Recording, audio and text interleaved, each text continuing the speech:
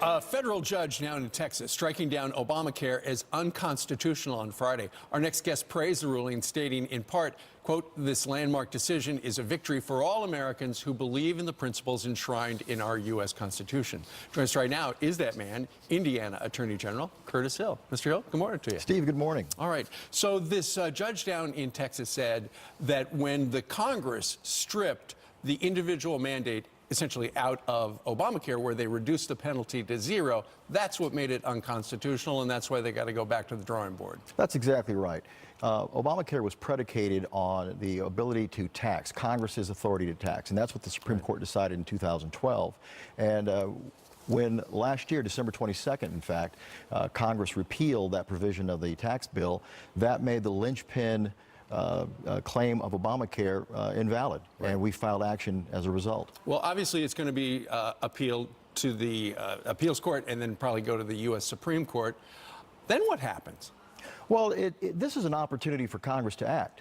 Our decision, the attorneys generals in the state and the United States, made a decision based on the rule of law and the constitutionality of this process. Now Congress has to go to work and make sure that we do find ways to constitutionally provide health care for all American citizens. Well, it's become a political hot potato. We've got a graphic that shows the 16 states, including the District of Columbia, that plan to appeal the Obamacare ruling. And also, we understand, apparently Chuck Schumer plans to vote to intervene to fight in the Senate, although I don't know what they actually could do.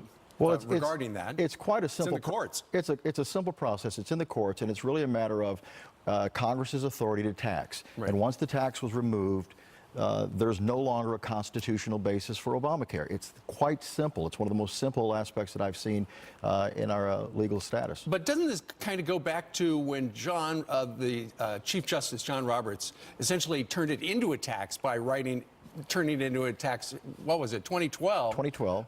To save the thing. Steve, we were shocked to determine the constitutionality of Obamacare based on the tax authority of Congress. Right. Was sort of a shocking decision, and that's what it's based on. And it's the individual mandate is the linchpin, so it covers the entire aspect of the Affordable Care Act. So if you remove that tax, then the individual mandate fails, and Congress itself said that the individual mandate was what made Obamacare work in the first place. Okay, so that's the legal stuff. Now let's get down to the practical stuff. There are millions of Americans who have Obamacare. My daughter's got it, although the deductible is so high, she's never been able to actually profit from it, benefit from it. What happens to the people who have Obamacare right now? Well, right now, nothing is happening in that sense. The case is going to be appealed. It may take months, years to get to the Supreme Court. In the interim, it provides Congress with a real opportunity, recognizing that Obamacare is on life support, to pull together and make a determination of the things that we need to do to provide sufficient health care for all Americans, including pre-existing conditions, because Americans have determined that that's something they want to consider. So put all those things on the table and resolve this, but within a constitutional framework. But do you really think Congress is going to get together on fixing this thing? That remains to be seen.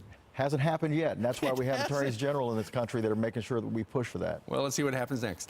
Curtis Hill, he is the Attorney General for the great state of Indiana. Sir, thank you very much. Thank you, Steve. All right.